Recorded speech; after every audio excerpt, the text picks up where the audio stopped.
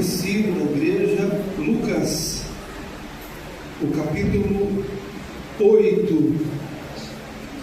É o texto que nós vamos meditar um pouco com os irmãos. Daqui a pouquinho já devolvo a palavra para o nosso pastor, que vai orar por nós.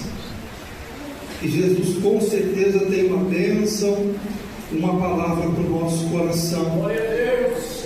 Amém, queridos? Lucas, capítulo 8, a partir do verso 43. Aleluia. Deus abençoe a todos. Em nome de Jesus, a nossa querida igreja que segue marchando, né, irmãos? Glória a Deus. E vai valer a pena, né, Mateus? Em nome de Jesus. Vai valer a pena, meu irmão. Aleluia. Ele diz que é difícil, né, irmãos? Parece que a gente não vai conseguir.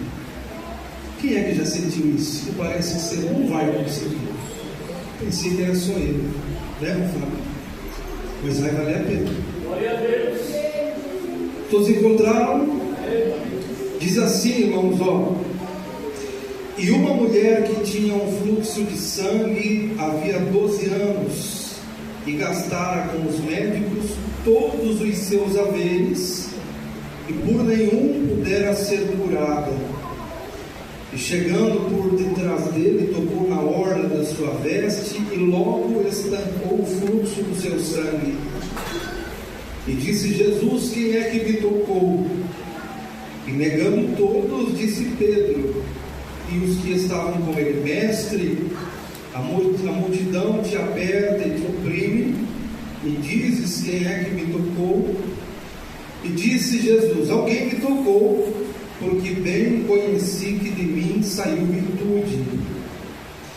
Então, vendo a mulher que não podia ocultar-se, aproximou-se tremendo e prostrando-se ante ele, declarou-lhe diante de todo o povo a causa por que lhe havia tocado e como logo sarara. E ele lhe disse: tem bom ânimo, filha, a tua fé te salvou, vai em paz. Amém? Uma palavra de oração, irmãos. Querido Deus e Pai, Senhor, a palavra é tua. Está aqui a tua noiva, Jesus, que veio para ouvir a tua palavra. Senhor, eu não tenho nada, eu não posso nada, eu não sei nada, mas o Senhor pode, o Senhor sabe, o Senhor conhece. Jesus, ajuda a tua igreja, ajuda meus irmãos. Senhor Deus, dá-nos, meu Pai, nessa noite uma oportunidade, Jesus. Ajuda-nos, ó Deus, e confirme a tua grande vitória, em nome de Jesus Cristo. Amém e graças a Deus. Senta, irmãos, em nome de Jesus, e aplaude Jesus com bastante alegria, com glória a Deus. Graças a Deus. Eu acredito que todos que pregam ou já pregaram a palavra de Deus, acho que ninguém deixou de falar nesse texto aqui, porque ele é muito conhecido. Acho que até as nossas crianças sabem, conhecem essa história de cor. E a gente se apega apenas, irmãos, por vezes, à cura, ao milagre, que é algo extraordinário, é algo sobrenatural que Jesus faz na vida dela, e nós normalizamos, irmãos.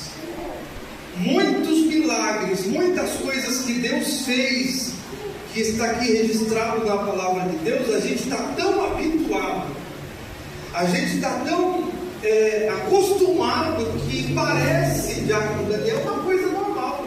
A gente não daria muita atenção. A mulher de fluxo de sangue, ela foi curada. A gente revelou minha vida dela, ela foi curada. Mas é algo, meus irmãos, que vai muito além da cura física dessa mulher. Já não bastasse, meus queridos, 12 anos com uma enfermidade. Semana passada eu cheguei do serviço, já cheguei meio ruim. Era meio-dia e eu já estava acabado. sei se tem alguém assim como eu, que qualquer coisinha já fica acabado, uma dor no corpo, uma fraqueza, dor de cabeça, vômito, meu Deus do céu, corri pro posto, pastor. Fiquei um dia daquele jeito, estava acabado, parecia que estava há uns 20 anos daquele jeito. E quando a gente olha para a vida dessa mulher, irmãos, são 12 anos.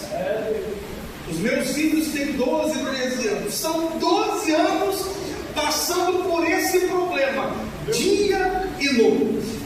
Dia e noite. Dormia com esse problema e acordava com esse problema, se é que conseguia. A enfermidade dela era um fluxo de sangue, uma hemorragia. Acredito que como se fosse o costume das mulheres, mas isso de uma forma muito terrível. Foram 12 anos ela enfrentando esse problema. E naquela época, meus irmãos, não era como nos dias de hoje, principalmente aqui no Ocidente, naquela região extremista, ainda daqueles países muçulmanos, eles ainda vivem esses costumes. A mulher ela era tida como impura, como imunda, ela precisava viver retirada. Aonde ela se sentava, tornava-se impuro. Aonde ela tocava, tornava-se impuro. Ela precisava comunicar, dizendo que estava com aquele problema. Então não se tratava apenas de uma enfermidade patológica, muito simples de ser resolvida. Tem problema que você vai no UPA, vai no médico, pega um antibiótico, pega um analgésico, horas depois está tudo resolvido. E o texto vai dizer, meus irmãos, nos mostra claramente que não era uma coitada, era uma mulher bem sucedida, porque o texto vai dizer que ela gastara, meus irmãos, todos os seus recursos,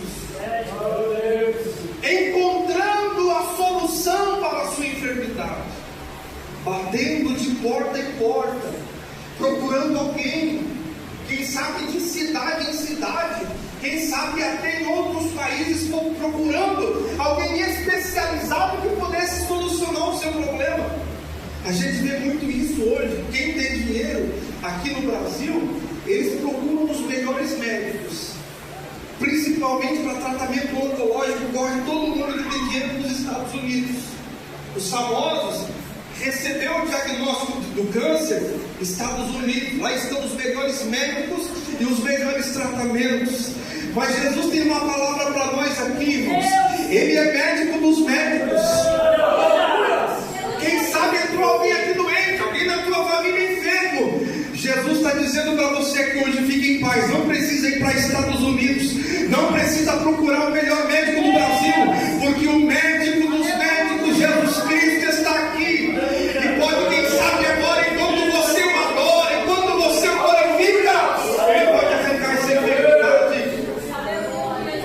Aleluia, bendito seja Deus.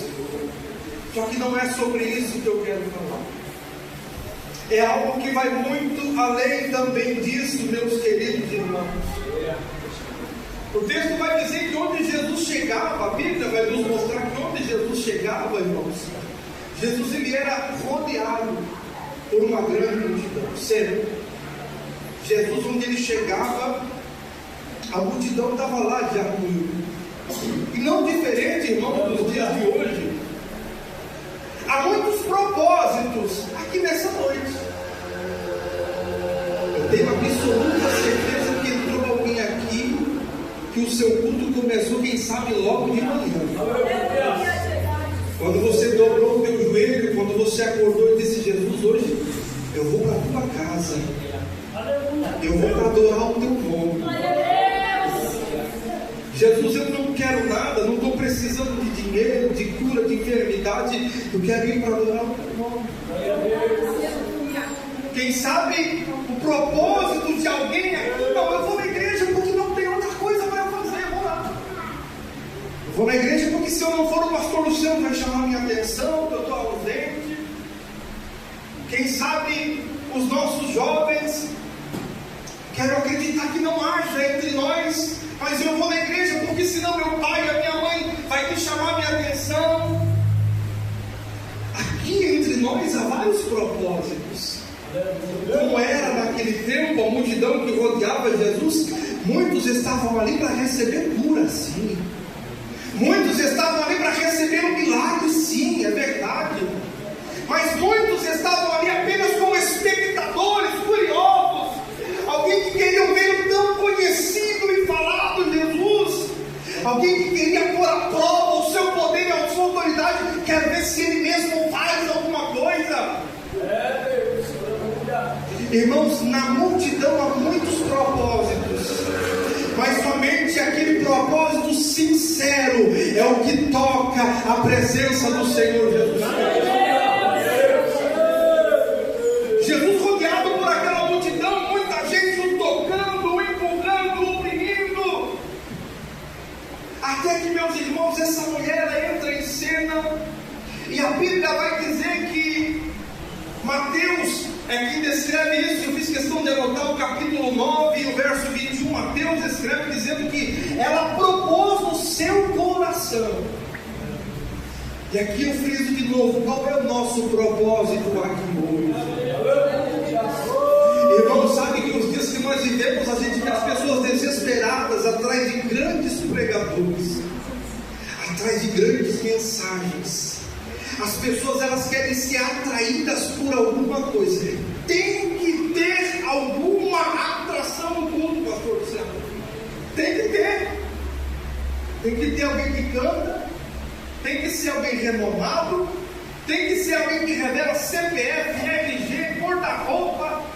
Eu não sei para que serve. Esse indivíduo sabe qual que é o número do CPF dele, mas ele quer que alguém revele. Tem que ser alguém que diz que está vendo, que está pulando, e o miserável não está vendo é nada. Mas isso agrada a massa, irmãos. Fazer barulho, dizer que está vendo. Eu acredito tanto no agir, irmãos, e no mover de Deus, que para Jesus operar ele não precisa de nenhum movimento humano, irmão. Cantando o hino da harpa, quem sabe a presença dele pode ser derramada. A batismo com o Espírito Santo. Nós estamos no início dessa grande obra aqui em Curitiba. E por vezes, irmãos, eu fico angustiado. Deus é minha testemunha, a minha esposa é testemunha. Eu falo isso para ela, nós conversamos em casa. O desejo da gente estar aqui mais próximo do pastor, dos irmãos, para ajudar, para fazer um pouco mais, para estar aqui presente, mas as circunstâncias ainda não permitem. Porque a gente sabe que a peleja é árdua. Irmãos, eu vou falar, eu não preciso e não quero fazer isso. Deus conhece meu coração, não quero machucar ninguém. Mas, irmão, vamos abraçar o nosso pastor e a sua família. Porque quando nós estamos em um trabalho que é grande, por vezes o pastor é rodeado. Mas por vezes quando o trabalho é pequeno, é sofrido, nós apenas queremos atenção, queremos ser lembrados, e nos esquecemos que há um fardo sobre as costas desses homens que Deus tem constituído aqui nesse lugar. Mas o que eu quero dizer para os irmãos é que por vezes, irmãos, as pessoas elas acreditam que para Jesus manifestar precisa de multidão, precisa de algum artifício. Já disse isso aqui outro dia e repito: quem precisa de certos artifícios para usar, para pregar a palavra, somos nós. Deus não. Deus não precisa não, irmão. Eu estava num culto certa vez, meu irmão pregando uma palavra simples. Entrou uma mulher, pastor Luciano, com a perna toda atrofiada assim, ó, toda atrofiada. Eu vi com os meus olhos ela entrando pela porta da igreja e sentou no último banco. O irmão pregando a palavra, ela levantou, o presbítero Sebastião, no meio da mensagem, ela levantou e começou a andar no corredor dizendo: Jesus me curou! Aleluia!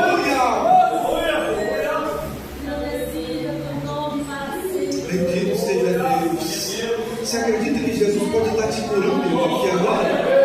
Irmão, você acredita que Jesus pode estar visitando a tua casa agora, abrindo a porta que você precisa? Aleluia!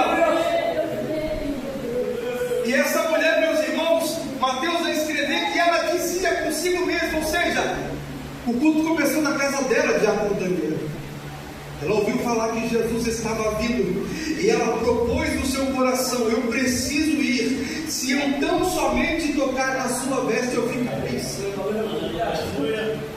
Irmãos, agora 12 anos sofrendo, enferma, fraca, quem sabe já com uma leucemia, não sei qual é o quadro de saúde dela. E ela propôs não apenas ver Jesus, ela não propôs ser revelada, ela não propôs ser vista por Jesus, que a gente gosta de ser visto, não gosta, irmão? A gente gosta de ser lembrado, a gente gosta de aparecer, isso está em nós, está na nossa natureza. Se o nosso nome não for citado, a gente fica, mas se o homem não lembrar, Jesus Cristo está te vendo aqui hoje. Bendito seja Deus. E essa mulher, meus irmãos, ela propõe no seu coração, e é isso aqui que o Senhor colocou no meu coração nessa noite. Ela tinha propósito. Ela firmou, ela estabeleceu um propósito no seu coração, um propósito de ir até Jesus e tocar na orla das suas vestes lá embaixo. Não foi tocar no peito, não foi tocar no cabelo, não foi tocar na altura em que ela fosse visível diante de Jesus, não. Ela propôs tocar lá na orla, para quem sabe não fosse nem vista. Aleluia. E é isso que o Senhor Jesus chamou a minha atenção. Quem sabe seja apenas eu o ouvinte necessário dessa palavra, mas se houver alguém aqui, abrace essa palavra em nome de Jesus. Irmãos, a igreja atual, a igreja brasileira, nós precisamos de propósito. Tem muitas pessoas que são muito levadas e vão com qualquer conversa, são levadas por qualquer problema, por qualquer dificuldade, por qualquer adversidade. Nós não suportamos mais passar luta, nós não suportamos mais passar problema. Há muitos de nós, meus irmãos, eu queria muito fugir disso, do que Jesus está colocando no meu coração, mas por vezes nós estamos dentro da casa de Deus, no meio da multidão, vivendo de aparência diante do Senhor Jesus Cristo. E essa mulher, ela propôs, meus irmãos, ela com certeza tinha alguém que a conhecia, ela propôs no seu coração romper todas as barreiras, romper todas as dificuldades, porque ela estabeleceu no seu coração um propósito, que era de ir até o Senhor Jesus Cristo, que era de se prostrar até Ele. Jesus fala conosco aqui nessa noite: se esse é o propósito do teu coração, fique tranquila, minha serva, porque haverá recompensa do Senhor para a tua vida. Nós precisamos, meus irmãos, ter um encontro verdadeiro com Jesus.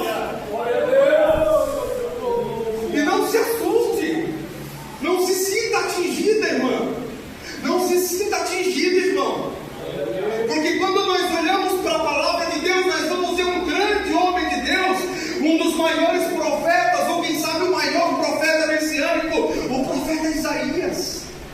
Ele viveu isso, homem respeitado, alguém que olhava para ele, meus irmãos, a mensagem que aquele homem pregava.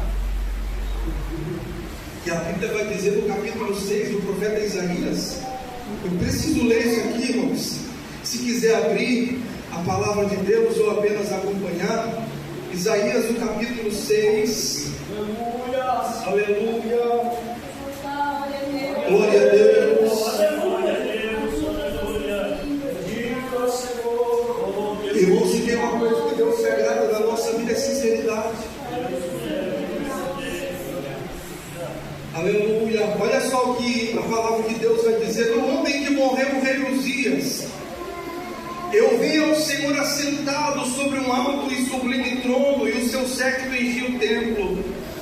Os serafins estavam acima dele, e cada um tinha 6 asas. Com 2 cobriam o rosto, e com 2 cobriam os pés, e com 2 voavam, e clamavam uns para os outros, dizendo: Santo, Santo, Santo é o Senhor dos exércitos, toda a terra está cheia da sua glória. e os umbrais das portas se moveram com a voz do que clamava, e a casa se encheu de fumaça. Então eu disse: ai de mim, que vou perecendo, porque eu sou um homem de lábios impuros, e habito no meio de um povo de impuros lábios, e os meus olhos viram o Rei, o Senhor dos exércitos. Mas um dos serafins voou para mim, trazendo na mão uma brasa viva, que tirara do altar com uma tenaz, e com ela tocou a minha boca e disse: eis que isso tocou os teus lábios, e a tua iniquidade foi tirada, e purificado o teu pecado. Aqui indica que o profeta Isaías era primo, era parente do rei Uzias. E parece, irmãos, que esse fato, esse parentesco, dava ao profeta um certo conforto. Ele estava, quem sabe, meio sossegado na sua vida espiritual, na sua comunhão com o Senhor, pelo parentesco, pela posição que tinha. Só que um dia, a Bíblia diz que o dia que esse homem morreu, esses dias eu estava ouvindo uma pregação de um pastor que a gente precisa cuidar, meus irmãos, com a muleta. Há muitos de nós que vivemos com muleta. O rei Uzias era essa muleta do profeta. Ele estava escorado no rei, mas quando a muleta saiu, ele cai, ele quase cai. A gente precisa cuidar com aquilo que serve de muleta para a nossa vida, porque o diabo pode tirar essa muleta e a gente cair, irmão.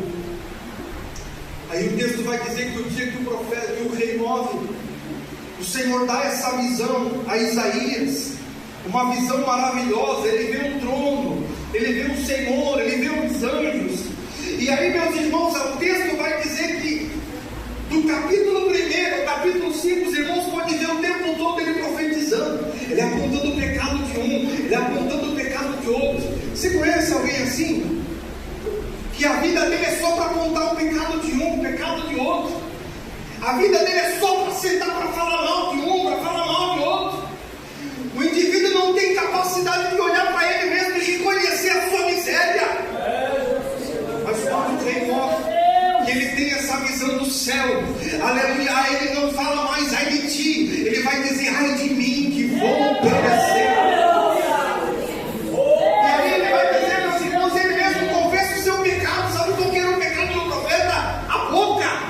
A mesma boca que profetizava do Senhor, a mesma boca que falava do nome do Senhor, era a boca que estava condenando.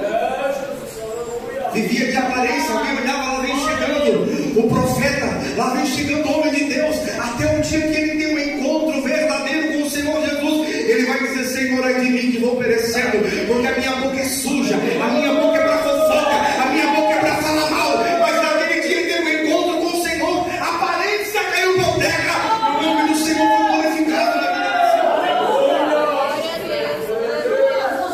desse. Essa mulher, meus irmãos, ela despiu-se da posição que ela tinha, da situação que ele estava vivendo, imunda, fraca, problemas psicológicos, problemas emocionais. E hoje, irmãos, está cheio dentro das igrejas, pessoas que você olha e aparentemente saudável, aparentemente está tudo bem, mas o Deus que conhece o nosso coração, ele sonda. Aleluia. A Bíblia diz, o profeta Jeremias, que diz que ele esquadrinha até os nossos rins, meu Deus. É esse Deus que está aqui atentando para o meu e para o teu propósito. Ele sabe qual é o motivo, a razão que você veio aqui nessa noite. Foi para tocar nele, foi para ter um encontro com ele. Você não vai sair de mão vazia. Enquanto nós estamos aqui, meus irmãos, no propósito de tocar na pessoa bendita do Senhor Jesus, ele está trabalhando em nosso favor. Glória a Deus. Aleluia, bendito seja Deus. Ela rompe todas essas barreiras, meus irmãos, e ela consegue chegar até Jesus. E quando ela toca, ela se abaixa. Não me pergunte como, tente imaginar. Ela consegue chegar até Jesus e tocar na orla. Irmão, quantas pessoas tocavam Jesus? Quantas pessoas o apertavam? o oprimiam, a ponto de Jesus, quando ela toca, a Bíblia diz que sai virtude, sai poder do Senhor. E há um diferencial quando a gente está aqui e a gente abre o coração, o culto é diferente. Do teu lado pode ninguém estar sentindo nada, mas quando você consegue tocar na presença do Senhor, o céu se abre, a presença de Deus manifesta. Quando ela consegue tocar na pessoa bendita do Senhor Jesus, ele para e fala: alguém me tocou porque eu senti que de mim saiu virtude. Ele dá uma olhada em redor, ele sabia, claro, quem era, a ponto dos discípulos já olhando perguntavam: mas Senhor, o Senhor não está vendo que a multidão está te apertando? O Senhor não está vendo que o povo está te oprimindo? O Senhor pergunta quem é que te tocou? Aí Jesus, o texto vai dizer, meus irmãos, que aquela mulher, ela não podia ocultar-se mais. Então, quando Jesus, ele consegue, ou melhor, quando nós conseguimos entrar na presença do Senhor Jesus, quando nós conseguimos ter esse encontro verdadeiro com o Senhor Jesus Cristo, nós não podemos nos esconder. Alguém vai olhar para nós e vai ver alguma coisa diferente na nossa vida. Essa mulher, ela foi tão tocada pelo Senhor que o corpo dela tremia. Ela aproxima-se perto de Jesus, ela tremendo, o texto vai dizer, prostrando-se ante ele, ela declara para todo o povo e para a multidão que estava ali, para o Senhor Jesus, e declara o porquê lhe havia tocado. Jesus fala para ela: mulher, tenha bom ânimo. O verso 48 que lemos: tenha bom ânimo, filha, a tua fé te salvou, pode ir em paz. Irmão, o propósito na nossa vida, na vida do crente, faz a diferença. Ela foi em busca da cura, recebeu salvação. Talvez venha alguém aqui em busca de porta aberta. Jesus tem uma bênção completa para a tua vida. Talvez alguém está aqui orando para Jesus libertar o teu filho. Ele não vai só libertar, ele vai salvar, ele vai transformar a tua casa e a tua família. Mas nós precisamos, meus irmãos, deixar,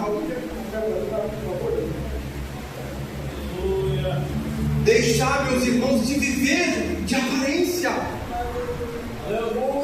Eu me lembro de cultos em que não entrava um crente, meus irmãos, por aquelas portas sem ter um lenço na mão, um lenço no bolso. Sabe por que não tinha vergonha de abrir a boca e chorar? Hoje a gente vai chorar fica assim.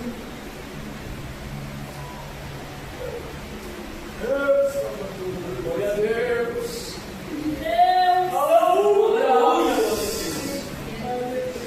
Vai dar vontade de ser crente de novo, tá, irmãos?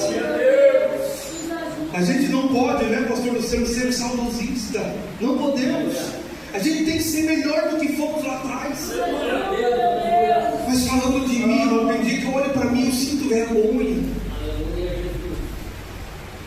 De tempo que a gente entrava na igreja e não fazia, e fazia, como disse o profeta Joel, o Senhor falando através dele: vocês têm que parar de rasgar roupa, vocês estão rasgando roupa, sentando em cinza e se vestindo de saco. Eu estou vendo o coração de vocês. Vocês rasgam a roupa, mas o coração continua fechado. Jesus, ele quer, meus irmãos, que nós entremos aqui e rasguemos o nosso coração, que nós contemos para ele a nossa necessidade, a nossa fraqueza. Diga para Jesus: Jesus, eu quero uma vida nova, mas eu não consigo. Diga: Jesus, eu quero uma vida transformada, mas eu não tenho conseguido. Por isso que eu disse para os irmãos que esse texto é muito além de uma cura, de uma simples enfermidade.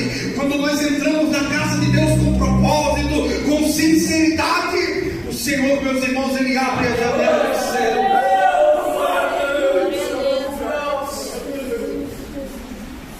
Eu olhando para vocês, vocês olhando para mim, está tudo bem, maravilha, meu Deus. Você olhando para mim, quem sabe, você pode pensar que eu sou muito crente, que eu sou muito bom. Mas o Senhor, Ele conhece o nosso coração.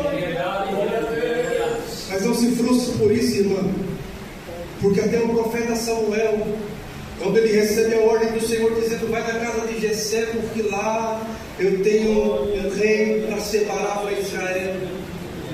Quando Samuel chega na casa, irmão, que aparece Eliabe, forte, bonito, alto, ele disse: por certo esse é o rei de Israel. Já foi, quem sabe, até preparando o azeite para jogar na cabeça de Eliabe. Aí o Senhor fala para ele: Davi, melhor Samuel, eu não vejo como você vê. Você olha a aparência, mas eu olho o coração. Por isso que vale a pena, meus irmãos, nós entrar por essas portas com propósito. Jesus, Ele atenta para o teu coração. Quem sabe alguém tem te julgado, alguém tem te apontado, alguém olha para nós, meus irmãos, e despreza o propósito, mas Jesus, Ele contempla a sinceridade que há no teu coração. Nós valorizamos a aparência, mas o Senhor não.